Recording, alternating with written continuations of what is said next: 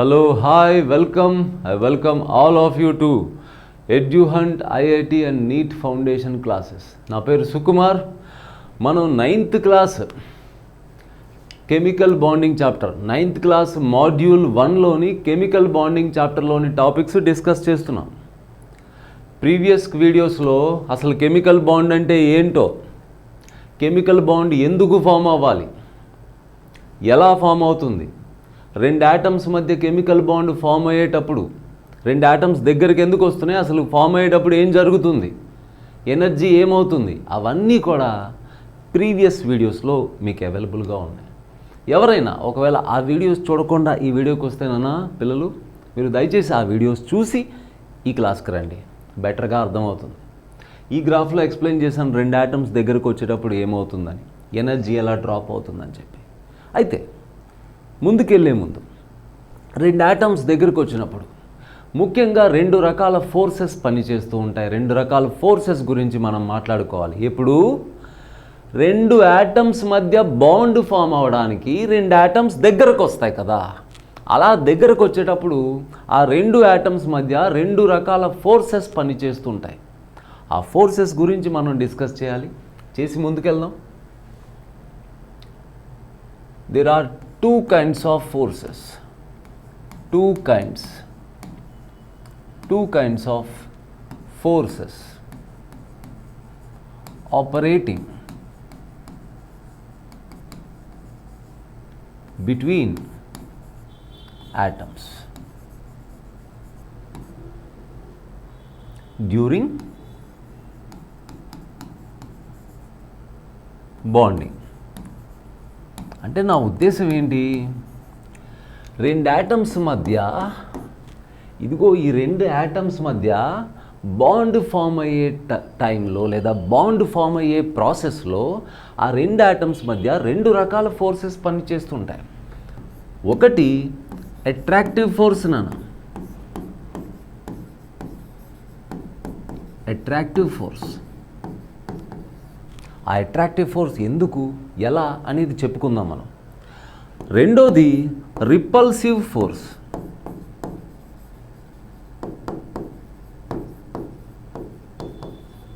ఓకేనా?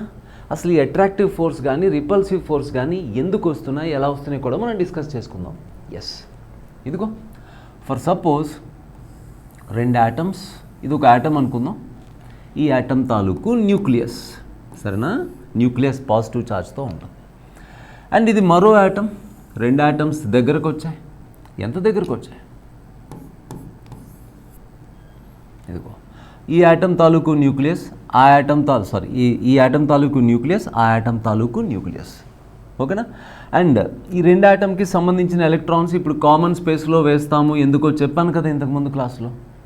ఆబ్వియస్గా మనం అర్థం చేసుకుంటే ఇక్కడ ఈ న్యూక్లియస్ తన ఎలక్ట్రాన్ని అట్రాక్ట్ చేస్తుంది, దాంతోపాటు మరో ఆటమ్ తాలూకు ఎలక్ట్రాన్ని కూడా అట్రాక్ట్ చేస్తుంది. అట్లానే ఈ న్యూక్లియస్ తన ఎలక్ట్రాన్ని అట్రాక్ట్ చేస్తుంది, దానితో పాటు మరో ఆటమ్ తాలూకు ఎలక్ట్రాన్ని కూడా అట్రాక్ట్ చేస్తుంది. సో ఏదైతే అట్రాక్టివ్ ఫోర్స్ అని నేను మాట్లాడానో ఆ అట్రాక్టివ్ ఫోర్స్ ఎవరి వల్ల? అట్రాక్టివ్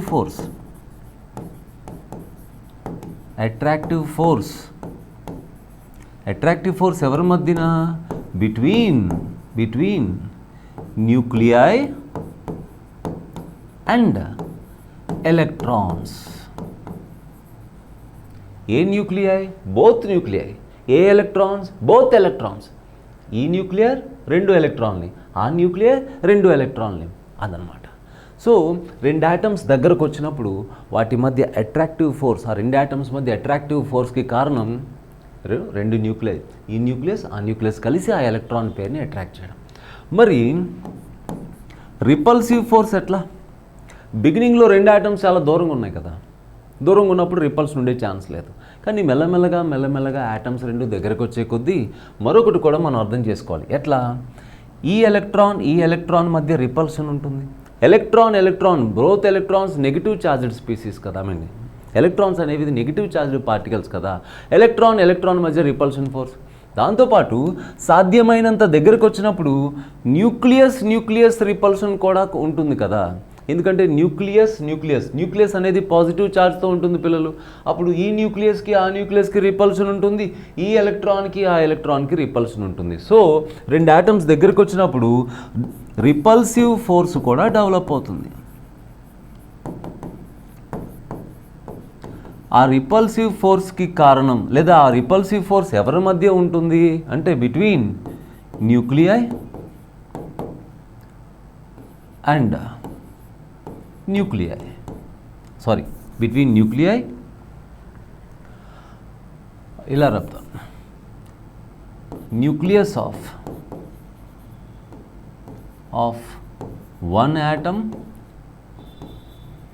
and other,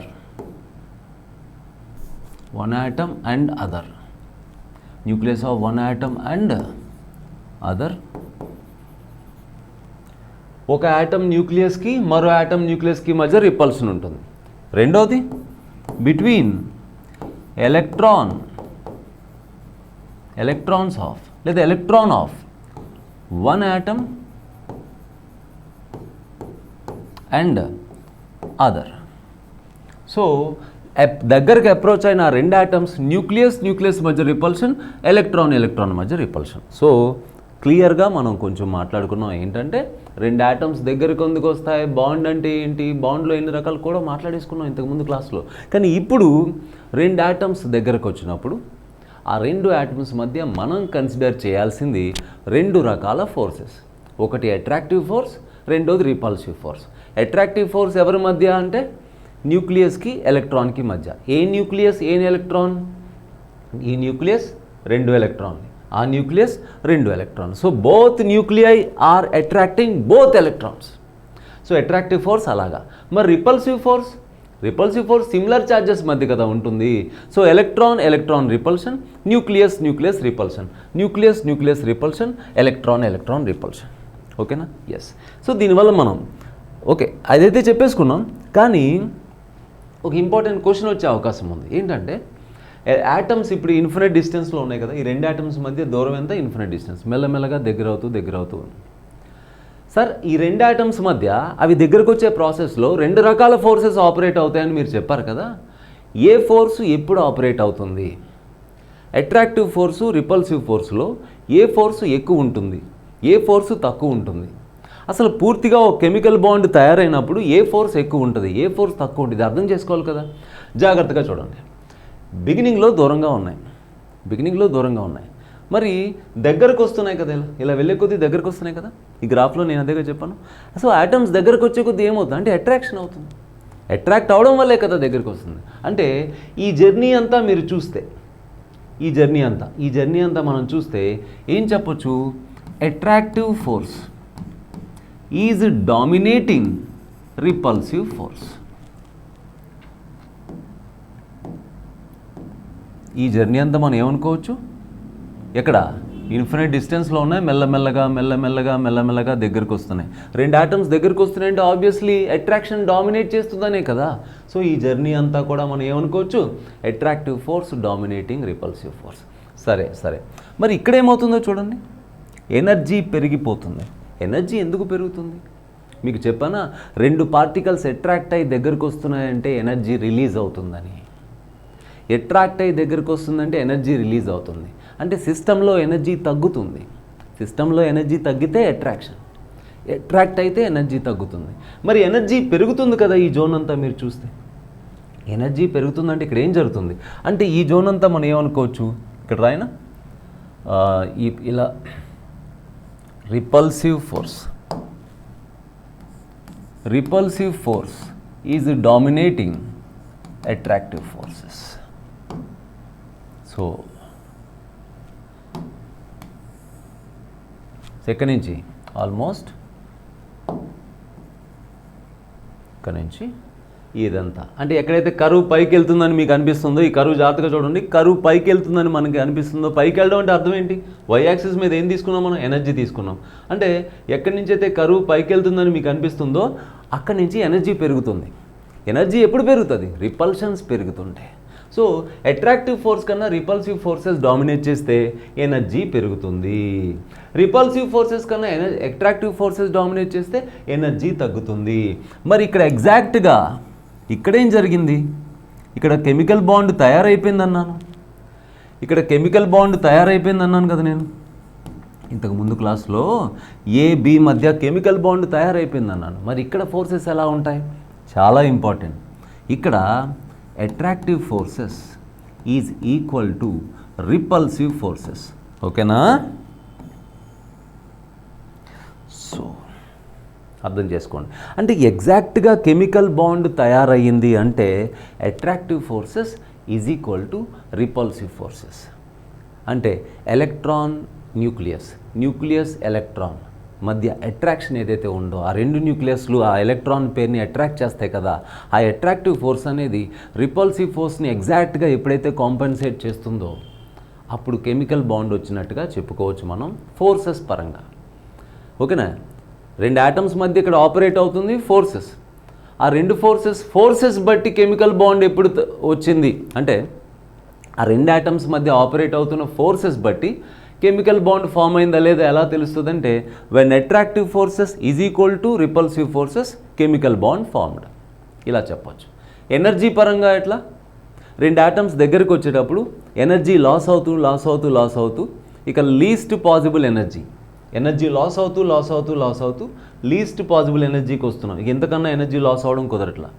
ఎప్పుడైతే ఎనర్జీ లీస్ట్ ఎనర్జీ స్టేట్కి సిస్టమ్ వస్తుందో ఈ రెండు ఆటమ్స్ కలిసి లీస్ట్ ఎనర్జీ సిస్టమ్కి వస్తాం. ఫర్ ఎగ్జాంపుల్ ఎంత ఎనర్జీ ఆ రెండు ఆటమ్స్ దగ్గరికి వచ్చే ప్రాసెస్లో ఎంత ఎనర్జీ లాస్ అయ్యాయి అంటే ఇక్కడ వై యాక్సిస్ మీద కొలవండి.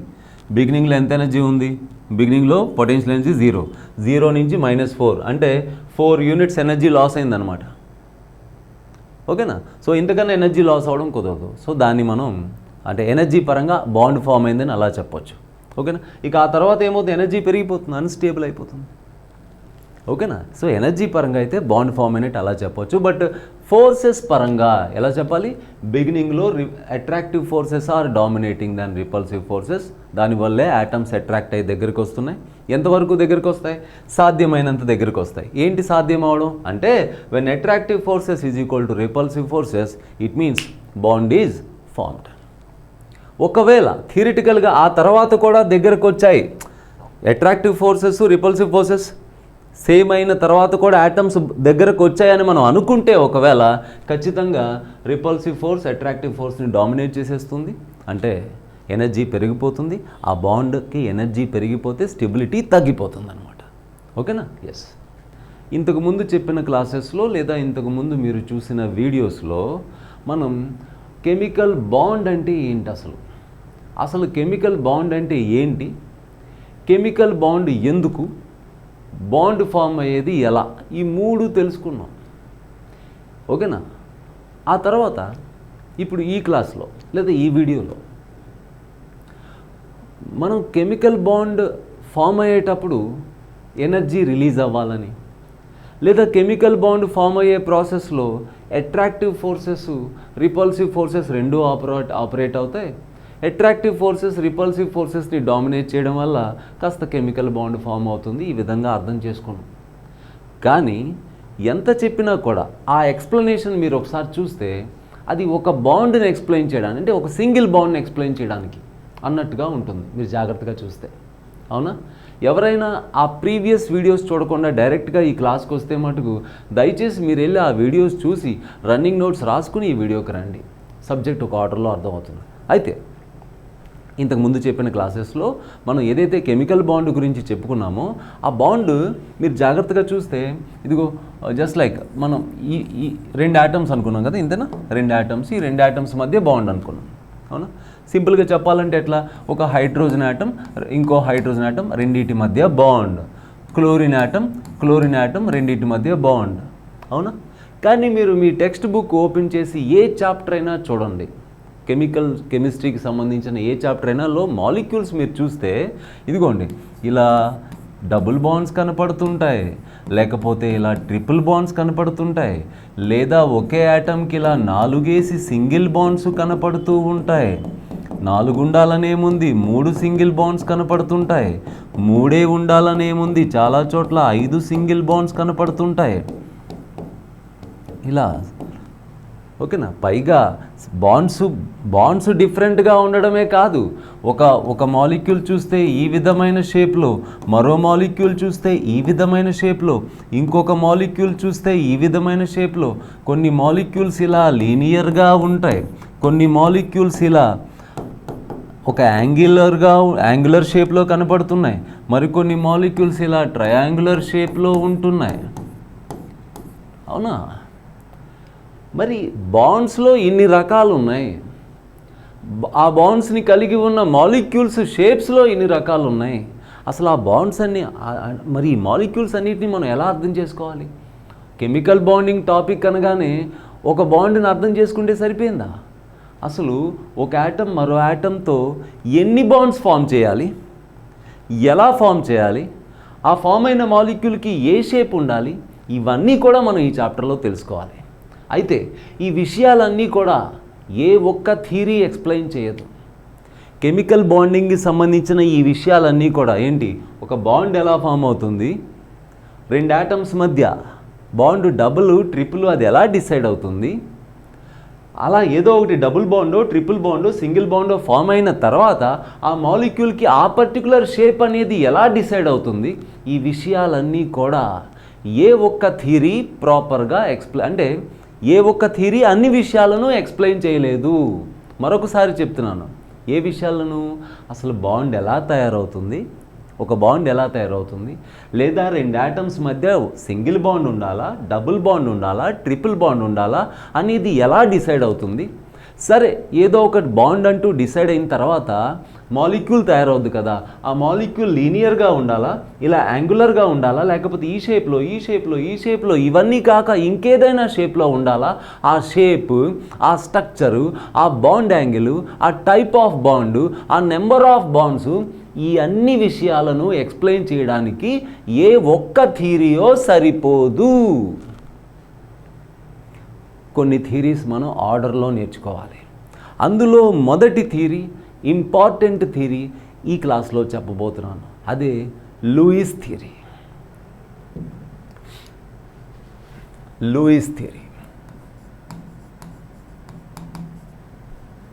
లూయిస్ లేదా పర్టికులర్గా చెప్పాలంటే కోసెల్ అండ్ లూయిస్ అప్రోచ్ అంటారు. Kossel and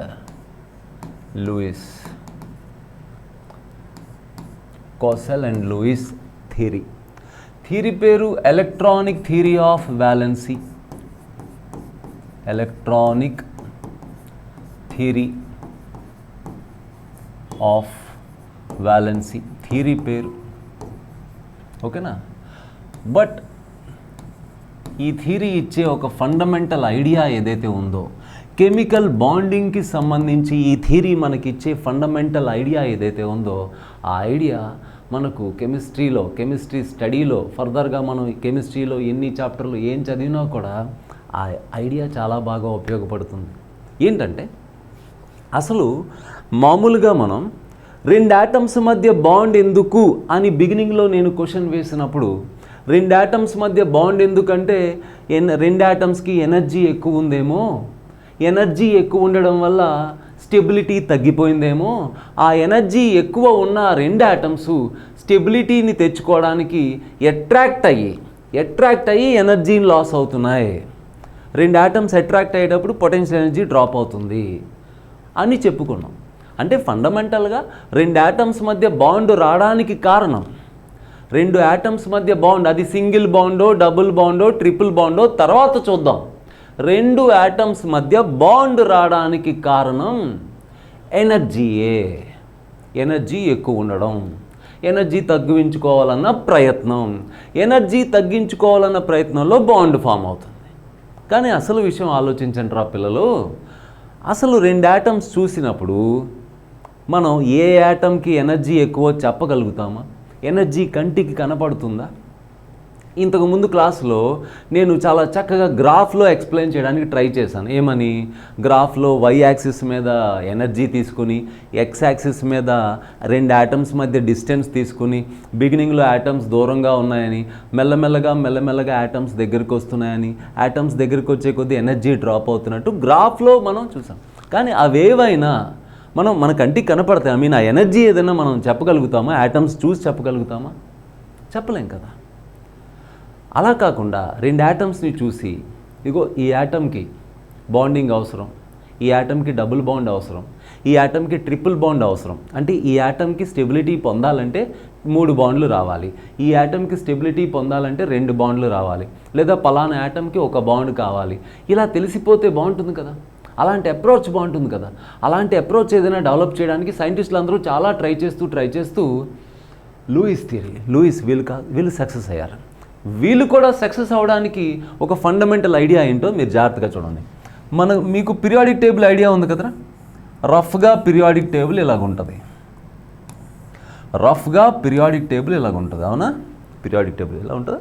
yes, periodic table ఇదిగో మీకు తెలియని వాళ్ళ కోసం చెప్తున్నాను. పీరియాడిక్ టేబుల్ మొత్తం బ్లాక్స్గా ఉంటుంది. దీన్ని పి బ్లాక్ అంటారు, ఇది డి బ్లాక్, ఇది ఎస్ బ్లాక్. ఈ వర్టికల్గా ఉంది S block, D block, P block, ఇది ఎఫ్ బ్లాక్.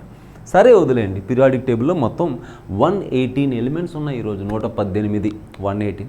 ఆ 118 ఎలిమెంట్స్లో ప్రతి ఎలిమెంట్ తాలూకు యాటమ్, ఏ యాటమ్ అయినా సరే, ఏ ఎలిమెంట్ తాలూకు యాటమ్ అయినా సరే స్టెబిలిటీ కోసం మరో యాటమ్తో బాండ్ అవుతుంది. హైడ్రోజన్ ఆక్సిజన్తో, ఆక్సిజన్ క్లోరిన్తో, క్లోరిన్ కార్బన్తో, కార్బన్ హైడ్రోజన్తో అవుతుంది.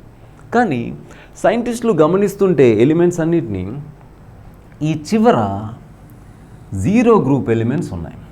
అంటే ఏంటవి? Helium, neon, organ, krypton, xenon, Radeon. Helium, neon, organ, krypton, xenon, Radeon. ఈ ఎలిమెంట్స్ని 18th గ్రూప్ ఎలిమెంట్స్ అంటారు, లేదా 0 గ్రూప్ ఎలిమెంట్స్ అంటారు, లేదా నోబుల్ గ్యాసెస్ అంటారు. ఏదైనా కూడా ఆ ఎలిమెంట్స్. ఆ ఎలిమెంట్స్ని ఒకసారి గమనిస్తే ఆ ఎలిమెంట్స్ అంటే ఆ ఎలిమెంట్ తాలూకు యాటమ్స్ని మోనో యాటమిక్ గ్యాసెస్ అని కూడా అంటారు. వాటిని, ఈ ఎలిమెంట్స్ని మోనో యాటమిక్ గ్యాసెస్ అంటారు. ఎందుకని? జనరల్గా ఈ ఎలిమెంట్ మరో ఎలిమెంట్తో కంబైన్ కాదు. అంటే హీలియం యాటమ్ ఒంటరిగా తిరుగుతుంది, మరెవరితోనూ బాండ్ అవ్వకుండా.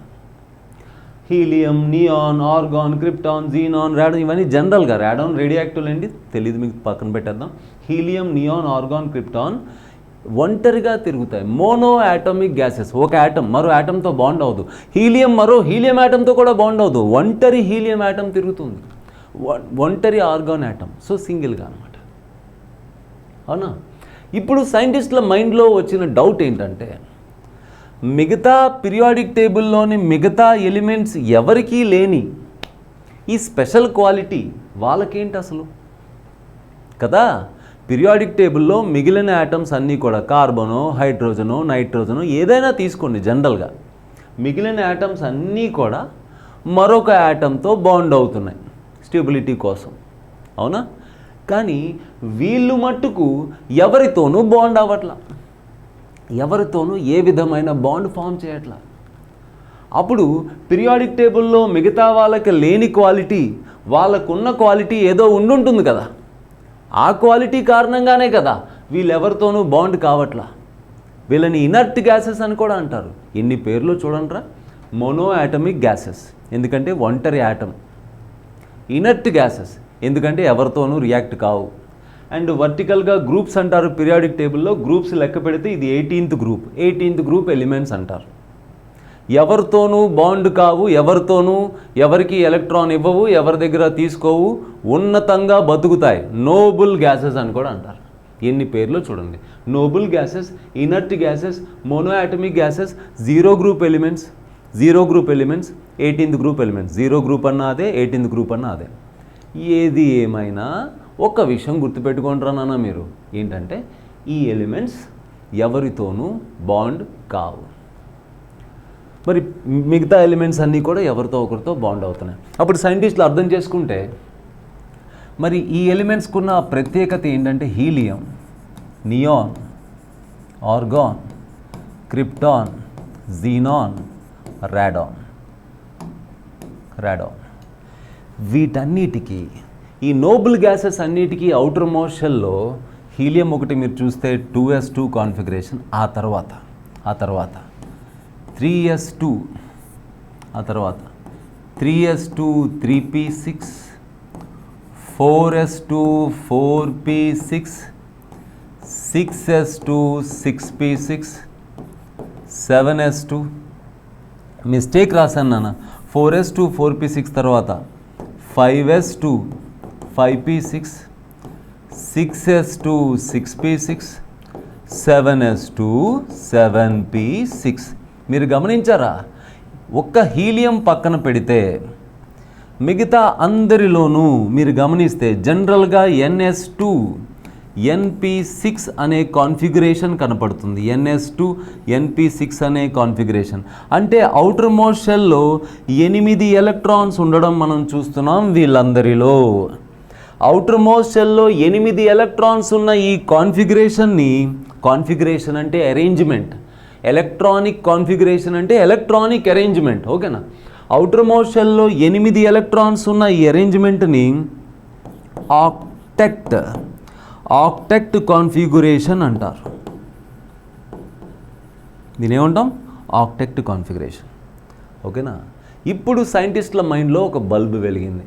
ఓహో, బహుశా అవుటర్ మోస్ట్ షెల్లో 8 ఎలక్ట్రాన్స్ ఉండడమే వీళ్ళ ఇనర్ట్నెస్కి కారణం అయి ఉండొచ్చు. సైంటిస్టులకి ఏమర్థమైంది? ముందు డౌట్ ఏంటి? పీరియాడిక్ టేబుల్లో 118 ఎలిమెంట్స్ ఉన్నాయి. సరే, 118 గురించి డిస్కషన్ ఎందుకులే, ఇంపార్టెంట్ ఎలిమెంట్స్ ఏంటి? Carbon, nitrogen, oxygen, fluorine, chlorine, bromine, magnesium, potassium, ఇవన్నీ మీరు డైలీ కెమిస్ట్రీ స్టడీలో వినే ఎలిమెంట్స్. ఆ ఎలిమెంట్స్ అన్నీ కూడా ఎప్పుడూ మరో యాటంతో బాండ్ అయి ఉంటున్నాయి కదా. కానీ వీళ్ళు మాత్రం ఎందుకు బాండ్ అవ్వట్లేదు అని ఆలోచిస్తే వీళ్ళ కాన్ఫిగరేషన్లో ఆ స్పెషాలిటీ కనపడింది. అంటే సైంటిస్టులకు ఒక విషయం అర్థమైపోయింది. అవుటర్ మోస్ట్ షెల్లో 8 ఎలక్ట్రాన్స్ ఉంటే ఇనర్ట్నెస్ వస్తుందన్నమాట. అంటే అవుటర్ మోస్ట్ షెల్లో 8 ఎలక్ట్రాన్స్ ఉండడమే స్టెబిలిటీకి కారణం అన్నమాట అని ఒక కంక్లూజన్కి వచ్చారు. ఎవరు? Kossel and Lewis. Outermost షెల్లో 8 ఎలక్ట్రాన్స్ ఉంటే స్టేబుల్ అన్న కంక్లూజన్కి వచ్చారు. ఇక అక్కడి నుంచి అవుటర్ మోస్ట్ షెల్లో 8 ఎలక్ట్రాన్స్ ఉండడమే స్టెబిలిటీకి కారణం కాబట్టి అవుటర్ మోస్ట్ షెల్లో 8 ఎలక్ట్రాన్స్ తెచ్చుకోవడానికి ప్రతి యాటం ప్రయత్నిస్తుంది. ఇలా అవుటర్ మోస్ట్ షెల్లో 8 ఎలక్ట్రాన్స్ తెచ్చుకునే ప్రాసెస్లో కొన్ని యాటమ్స్ ఎలక్ట్రాన్స్ పోగొట్టుకోవాల్సి వస్తుంది, కొన్ని యాటమ్స్ ఎలక్ట్రాన్స్ పొందాల్సి వస్తుంది, కొన్ని యాటమ్స్ ఎలక్ట్రాన్స్ షేర్ చేసుకోవాల్సి వస్తుంది. ఓకేనా? ఎస్.